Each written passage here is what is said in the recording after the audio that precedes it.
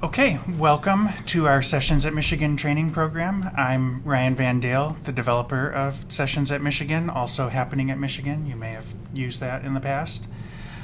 Sessions at Michigan is our application, our web application for taking attendance and reservation kind of, on this website here for your events. Basically, anyone can go to it and sign up for things. You just go to sessions.studentlife.umich.edu and you're presented with this homepage here. If you scroll down, it kind of gives you some information about what we offer on the system. You can even see some featured events going on down at the bottom here. If you go up to the top, all sessions, we'll just list everything that's publicly available going on the site that you can sign up for. We do offer private and registration and invitation only events that you can go to. I will show you that as we get into setting these up. But these are publicly available that anyone can register for going on right now. If you would like to create one of these things, you basically just log in with your unique name and password, your cosign login, and you will be given these options up here. Students are not by default given the option to create track, but if you let us know, we can manually add them in. So if you give us a unique name, if you have students working in your office, we can give them access to create these things. But once you have these options, you can actually just go right up here, and if you want to create one of these things, you just click Create Track. Now, a track is kind of what we call a container for all the things involved with going on with your event. So with your events, you might have people who've registered, you might have invited people, you might collect survey results. All those things we put into a container that we call a track. And this little blue text up here kind of explains that a little more. But basically, just think of a track as a container for everything focused around one event. You do need to give your track a name, so I just start out here with test track. You can give it a description if you want. I'll just leave that blank, that's optional. The next thing here is contact email. Now, you can put in your own unique name email, that's what I will do. You could put in an M-Community group, any email that people would contact. Basically, when people register for your sessions, they get an email confirming their registration.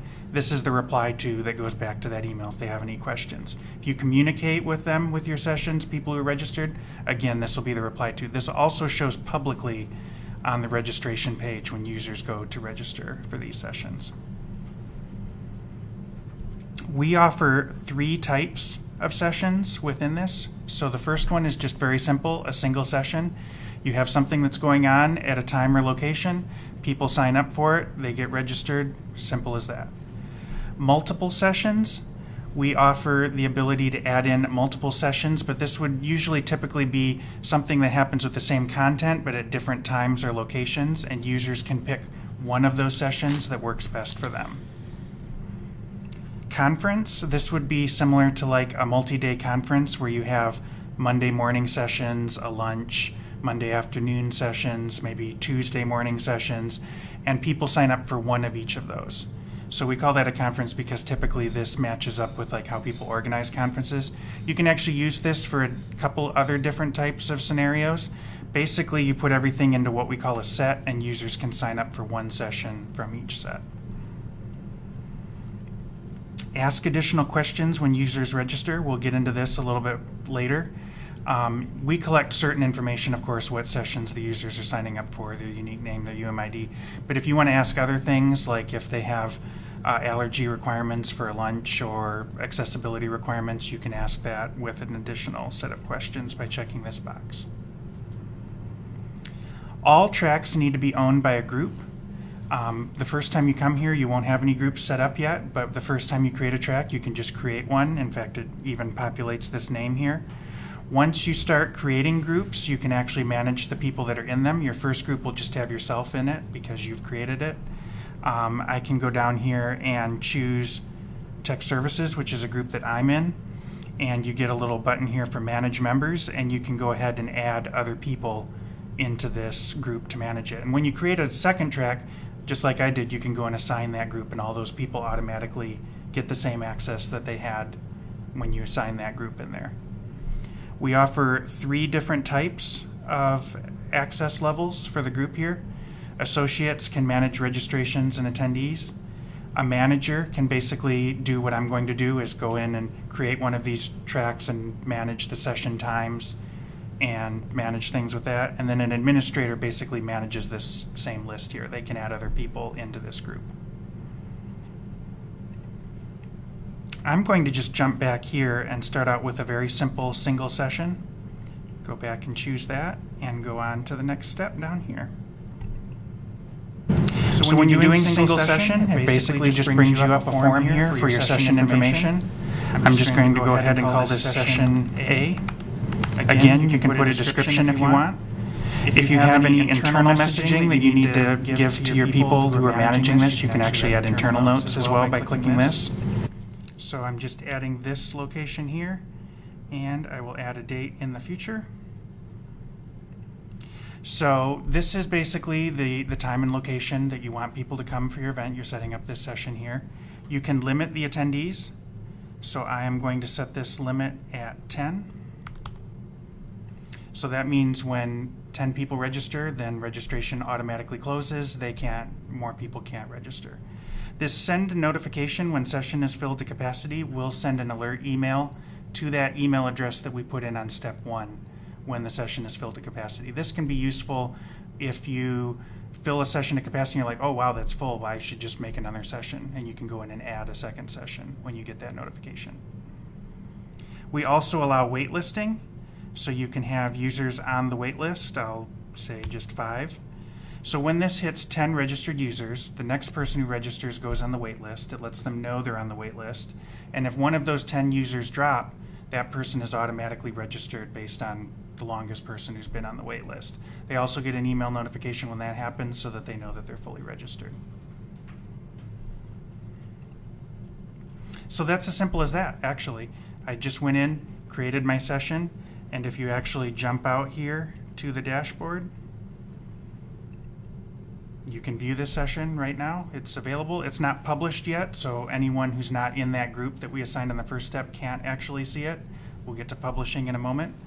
But I can go in and see this. I could theoretically just register for this right now. It's as simple as that to get a session in the system. Now I'm actually going to jump back to the details page here and choose multiple sessions. And again, this is users can pick what session works best for them. So if I go back, I now have some different options here, including add new time or location. Before it was just the single form. Now I can actually click this and it brings up that form again, and I can add session B. I don't have to give it a location, I do have to give it a time. Again, I'll just pick 1 week out here. I won't limit this, again, that's all optional. I'll just leave this unlimited. Create that, and now when I jump out to view this track, there's 2 options here, and I can pick one of them. It comes up and I can pick one of these 2 that I want to go to. This is very similar to if you signed up for this session. This is how these sessions are set up. Finally, I'm just going to briefly jump in here to the conference type. So now you can see that my sessions that I've already put in there are grouped kind of in this box here. And this is what we call a set. So similar to how we had the multiple sessions, I can choose one of these from this set. But I can actually go in and add a new set.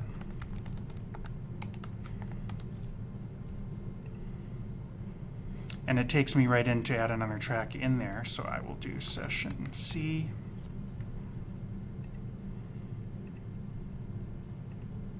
And if I want to add another session to this set, I just click the little plus here. I get little buttons on here, and this will go right inside this set here. Session D.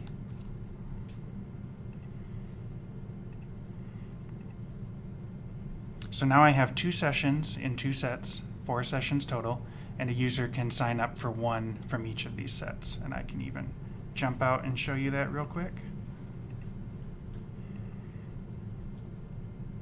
I can choose one here, and I can choose one here.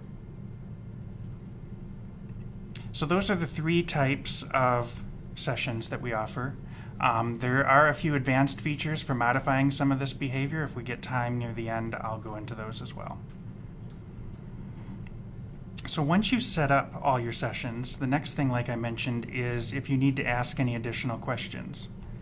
So we'll go up here to the question step. So like I mentioned before, we collect some certain information, specifically when users register, who they are, the UMID, sessions, of course, they're attending, the time they attended. But if you want to ask additional questions, you can just go up here and choose Add Questions for all users registering. And this brings up basically like a form builder. If you've ever worked with Drupal web forms, this is very similar to that. You add fields, and then those become the questions that you're asking. On the left-hand side, you build the fields that you're looking for here. So I can do, please enter a number and choose a numeric value. And then you see a preview on the right-hand side of the form that you're building. We offer many different types of fields. A lot of these are just text fields, but they validate and make sure that someone put in a monetary value or a numeric value. You can choose whether these fields are required or optional. One of the ones that I always like to point out that we go through here is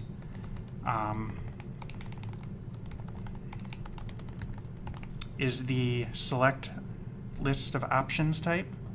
And you get a separate field down here for the options that you want users to enter. And so I can just add red, green, blue. You separate each value on a new line, and then when you go to preview it here, you see the options, just because they're separated. And again, if it's required, then those are just the options they can choose. One of the things I always also like to mention in here, so we don't want you collecting personal and private information. Our server isn't certified for handling that kind of stuff. The first time you come here, you'll even see a warning, and it will detail the type of information that you can and cannot collect. It'll take you off to ITS, the security site, and we'll let you know of those things. But this is basically, you can collect things like if users need accessibility or have dietary requirements, stuff like that is what most of our users use this for. The final step is where you set up some overall details for your track. Like I mentioned at the beginning, that all sessions lists all the sessions that are public that users can register for. That's what it defaults to here, public, anyone may register. You actually can choose some other types. Restricted, only users who are invited or manually registered. Since you're in control of this track, you're a member of that group, you can always register people manually yourself. But you can also invite people to register, and when you choose this setting, only those invited people can sign up themselves for sessions inside of this track. Users apply and must be approved is similar to public. It's available in the public list. Users can sign up if they want to, but they go into a pending list. And you'll see that when we get into the registration, there's many lists that you can see in there. When users go in there and are pending, and then you can approve them, and they get an email notification, similar to when they're getting moved off the waiting list, to know that they're fully registered. Published is what I mentioned before. We saw that error come up when I was viewing the track because it wasn't published. Users cannot register themselves, whether they're invited or it's public or anything. They cannot register if the track is not published. Again, as a manager, you could go in there and manually register people, but they can't register themselves until it's published. So if you want to go and build this whole set of sessions over many days and then go live at a certain date, you can do that. You just leave it unpublished. If you want to take registration offline, say a week before your sessions happen, you don't want people signing up right at the last minute, you can go in here and unpublish, and then users can't sign up at that point either. You can also schedule this to be published and unpublished automatically. So if you want it to go live at midnight some night, and you don't want to be there to click the button right at that time, you can actually pick dates for this to automatically happen, and it will toggle this basically automatically for you. When users register, I mentioned that they get an email. You can actually put some text in the top of that email. I will just put in here, this is the registration text. This will appear at the top of the email when they register. You can put any information in there if you want to remind them to bring something, they need to do something, you can put that in there. They'll get that when they register. Automatically, 24 to 48 hours before the sessions happen, users also get a reminder email, and you can put some text in the top of that the same way too, reminding them that their sessions are coming up. So that's basically the entirety of setting these things up. I will go in here, save my changes. Once I save my changes, it brings me to a page detailing a lot of the other features that we offer on the site. We'll be going through these one by one as we get in deeper into this track that I've created here. But this just kind of gives you an overview and reminds you everything that's going on with this track. A handy thing I also like to point out is if you're in here editing or managing one of these tracks, if you go up to the breadcrumbs at the top here and click the name, you can actually jump around all those features of the site really quickly. For the moment, I'm actually going to jump back out to the front end and register myself. So this is what our track looks like. Remember, you can register for one session out of each of these sets. I'll just pick the top one in each of these. Because we set up a form, I now have to respond to these form questions. So I'll just go in here and enter a number, choose a color. I get a preview of my registration here. I can see what I was signing up for. If I need to go back and change that, I can. Or I can just go ahead and immediately register. And I see in here, these are the sessions that I registered for. If I realize that I just made a mistake, I can actually just drop right here. I can add these to my Google Calendar. I can download an iCal file to add it to any other calendar I want to.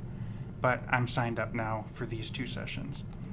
And I will actually just jump in here and I will show you as well. This is the email confirmation that I got with this. Here's the form responses that I gave. I can also drop the sessions in here. And this is that registration text that I just pointed out that you can see here that I registered, that we typed in that users would see when they register. It also has that contact email that we put in on the front page. Now, I've registered for this. The interesting thing that you're going to want from the back end is how do I see who's registered for my sessions? So again, we just go up here, we go to Manage Registration. Here are all my sessions organized by the sets the same way. You can see that there's a 1 here. It means someone's registered for that session. There I am. You can go in here, see who's registered, view their form responses. We offer downloads of all of this information as a spreadsheet. You can always get your information out of the system. I'll be mentioning this repeatedly many times because we offer downloads for many different types of information that we have in here. We always let you get your data out like that. When you're viewing registrations, you have basically just one option here. I can check that box, check drop users, and now I'm dropped. They appear in this dropped users list just for basically historical purposes. You want to know that they were registered at some point. They're now dropped. Whether they drop themselves or you drop them, they appear here. If you drop them, they do get a notification that they've been dropped. If they drop themselves, we assume that they know. They don't get a notification for that. But there's nothing you can really do with the dropped user other than see that they were registered at one point. If we had users on the wait list, they would appear here, and you can actually check and move them into being fully registered. Since you're a manager, again, you can go way past the limit. We have this at a limit of 10. 10 people are registered. You can move someone off the wait list if you want. You can manually register someone, an 11th or 12th person, whatever you want. We assume since you're the manager, you're in control. We don't have those limits in place. If I wanted to go and add another user to this is how I would manually register somebody. I just go up here to add user, manually register, type in their unique name, pick what tracks we want them to register for. You have the option of filling out the form if you have that form data. If you don't, you can actually just skip this, again, since you're a manager, and go ahead and register someone else. If we jump back to the manage registration, you see them registered here. I also registered them for the session I was registered for, and so both of us are here as well. The pending users that I mentioned would come up as a list, same as one of these lists, basically the same as wait list. You click on that, you have the option, you register them once you check the box and save that. It has a little dot next to it so that you know how many users are waiting when you come to this list. One of the things that I mentioned was when you have the restricted track, you can actually invite users to register, and only those invited users can register. You go to this list here, and you type in their unique names, a message if you want, and then they'll get invited. They'll get an email.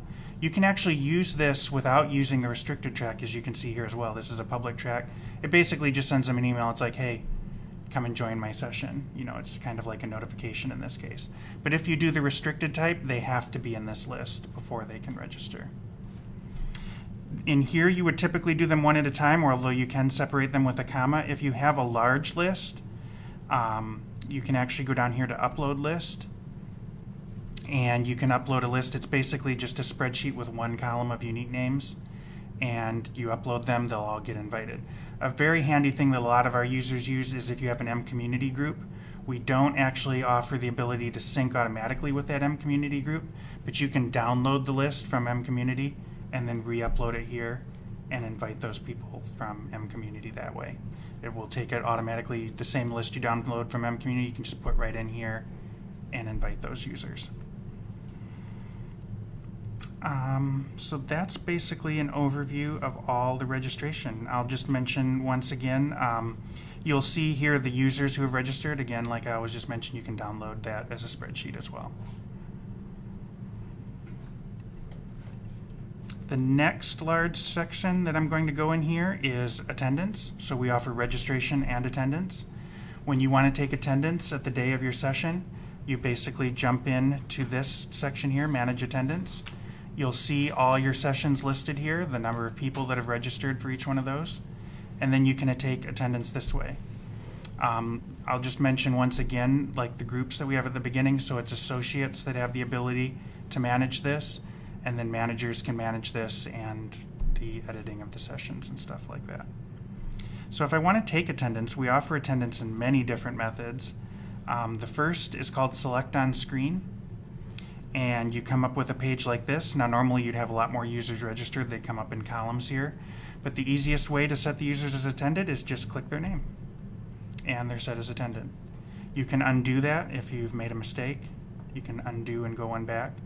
If somebody comes and you want to let them come into your session that didn't register, you can just go in here, ask their unique name, type it in, and they're set as attended.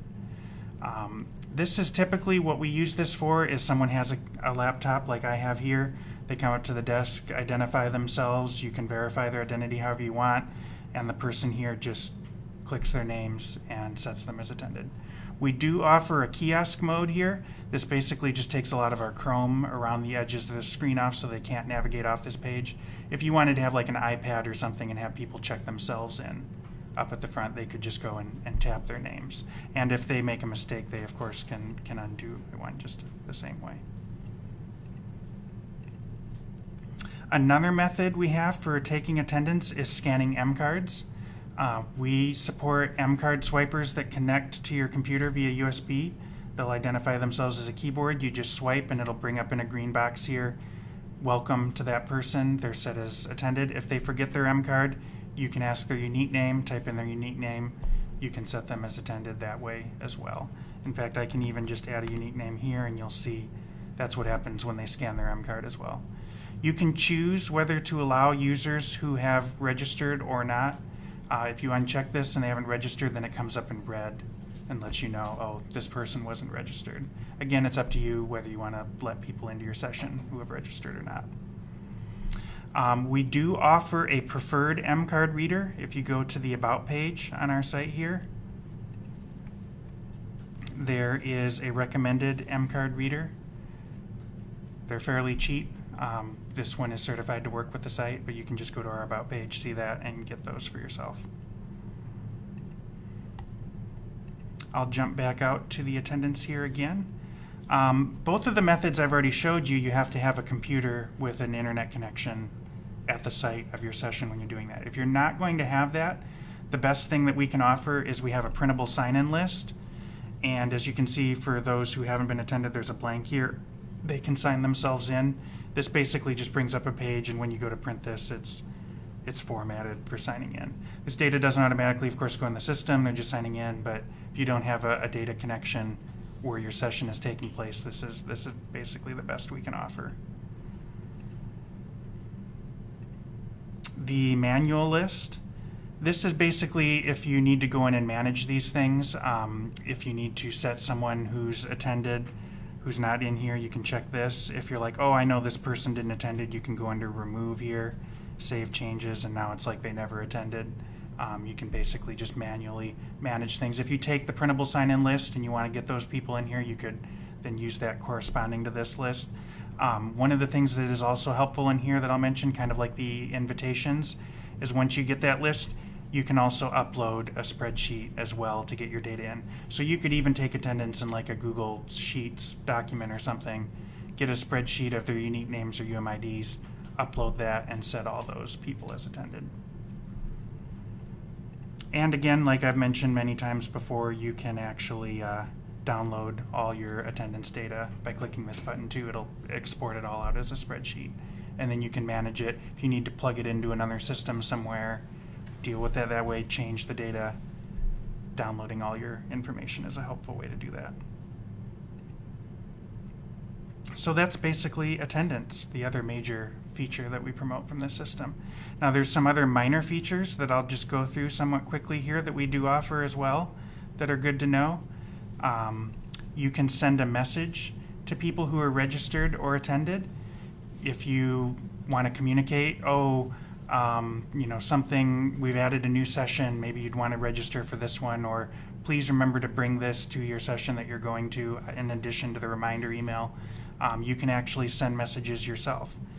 You go in here to create and send a new message, and you can choose whether you want to send this to just people in a certain session. If you want to send it to everybody involved in the whole track, you can choose how you want this to be sent out to. You can restrict it to registered users, attended users, both of those, invited users. If you've invited users they haven't registered yet and you kind of want to remind them, say, hey, please sign up for my session, you can choose those as well. You can even send it to members of your group that own this track. If you have associates that will be taking attendance and you want to let them know, hey, remember to do this before you take attendance, you can send out a message to them as well. So you choose one of these, and then these fields are basically just like an email. You put in a subject, you put in a message, you hit send message, and this automatically goes out to say all the registered users for this track and sends them that message. It's a handy way to let people know what's going on. Now, one of the things that also comes up that I usually like to mention when we're talking about messages is, let's say you go back in here and one of these sessions changes the time.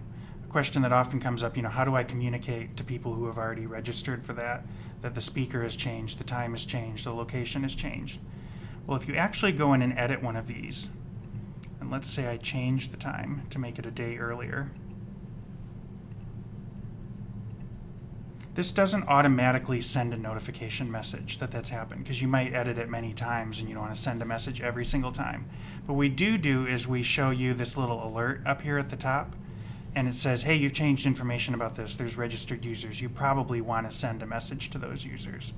And you can just click this link here, and it pre-populates that data for you. You can go in here, edit this, add additional stuff. But that's how you can kind of communicate when your sessions have changed. We don't send anything automatically, but we do let you know, hey, you probably want to send something, and it pipes you into this area here.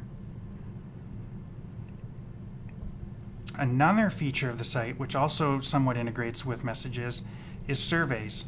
I showed you at the beginning how you can collect additional data when a user registers.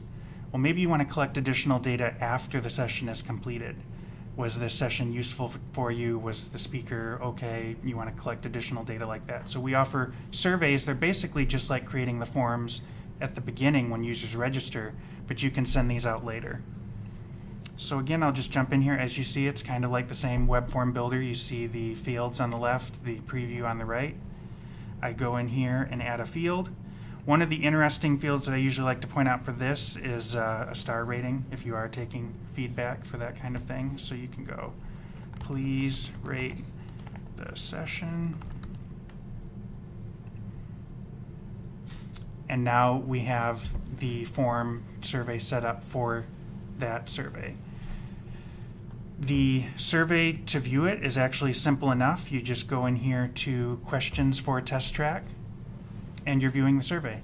A lot of our users who do these have this link just at the end, say on their last slide, and they're like, hey, please take my survey after this session. Users can just go to that link, take the survey if they want. If I go in here and give it a rating, that would be how that gets set up. If I jump back in here, view responses, you can see my response. Go to view response. I gave it a 4. One of the other interesting things I usually like to point out in here, it won't be too interesting with just my one response here, but you can also get a graphical view of the responses. So for, I believe it's less than 5 different responses, you get a pie chart, and other than that, you get a bar graph. But you can actually kind of graph and see your results here. Again, you can always download all the information that we have here. You can download your survey responses. Download the results here. You can delete the survey. Now, in addition to just showing that link at the end or sending it in an email yourself, these surveys don't automatically go out to any users. Basically, it just hooks into that same messaging system I just showed you. So once you have a survey, you can go to send survey and a message. The same as like when a session changed, it pre-populates a little bit of information here. You can, of course, change that if you want. But you can also choose, it defaults to attended users, but you can also send this out to anyone. If you had a survey that just went to those leading the session and they were all associates, you can actually send your survey out that way too.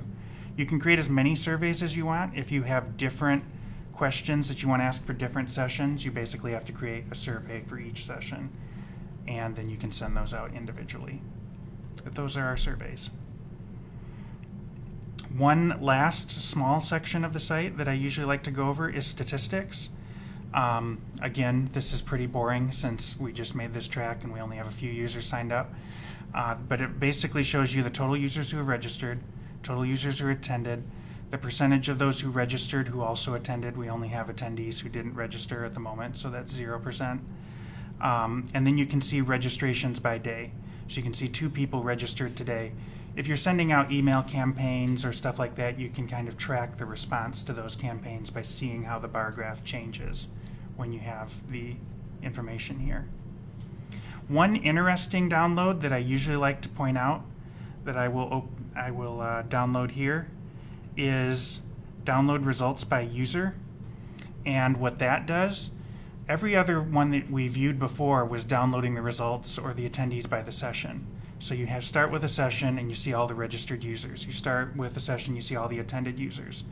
This report that you get in the statistics actually organizes all the users and then what sessions they attended. So if you wanted a list of everybody who interacted with your track, you can download this thing and see all the users that interacted with it, whether they attended, whether they were registered, what sessions they attended for, their form responses, all that stuff goes into this download. It's just a different way of looking at your data, but sometimes that can be useful for if I'm looking for a specific user, I want them to register if they haven't or something like that. You can go and download this result and you get information basically about everyone who's interacted with your track. So those are all just a brief overview of all the major features of our site. I will just mention in passing, we have a few advanced features that change a few things. If you go back up in here into Edit Track and look at your sessions, if I go in and edit this one, there's some advanced configuration options. You can select a session by default. If you're having a conference and you want everyone to say go to a luncheon, you can choose that. It'll be selected by default whenever users go and register for any of those sessions. Registration list for session is public. If you feel that more people would like to sign up, if they knew that some of their friends or someone was going to that, you can actually check this box here. And if I save that, when I go to actually sign up for these, I can go down here to show registered users and I can see who else is registered just as a person registering. Now, I don't have to be in the group or a manager or anything. If I'm registering, I can be like, oh, that's my coworker or someone I know, makes them more likely to sign up. You can actually make that public. And one last one, session is published. Now I showed you we had the published for the overall track, for like if you're building stuff or taking things, if you want to take a registration offline. If you have a speaker who, say, cancels on you and you need to cancel just that session, you can go in here and uncheck this. It leaves all the information in there so you know who is registered. You can send them a message and say, hey, this is canceled. It leaves all that information just as it is, but you can actually go in here and take off one of these sessions. You usually want to keep that checked and use the main publish thing for turning the whole track on or off. But if you need to just take one session off the site, that's what this is used for. We have a few advanced configuration options at the track level. Override session registration restrictions. So like I mentioned, users can only sign up for one session in each set, or in the multiple type, they can only sign up for one session at all. If you check this, it takes those registrations off. Users can sign up for whatever they need, however many sessions they need, whenever they need. Show conference navigation menu. If you have a lot of sessions in a big conference, that page can get very long and users have to scroll through a lot of different sessions to see the one they want. If I actually save these changes and I go to view my track, it actually condenses everything down into the sets and their locations, and then you can just see the specific ones you're looking for. You get that little menu here. And like I mentioned, with overriding those restrictions, I can now just sign up for as many of these as I want. When I go in here, I can sign up for everything if I want. So that's how those restrictions work. So that is basically a brief overview of our site. There's a few things that I like to mention. I know that it's kind of a whirlwind to go through all this. We offer a lot of features and stuff like that. It can be a little overwhelming. We do have documentation available in a lot of places around the site. You might have seen that going through it. If you click this link here, it takes you to the full Sessions at Michigan documentation.